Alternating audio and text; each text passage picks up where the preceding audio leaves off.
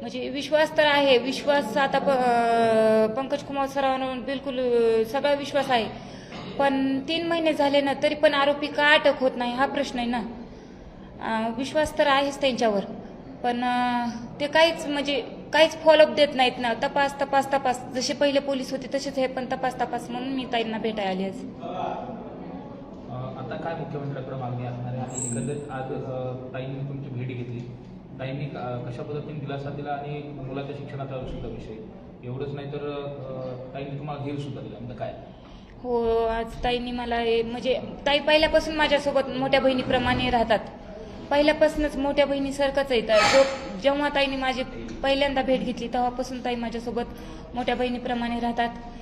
माझा फॉलोअप सारखा घेत राहतात, सारखं मला मेसेजद्वारे बोलत राहतात. आता शिक्षणाच्या बाबतीत बी मी ताईंना बोलले आहे.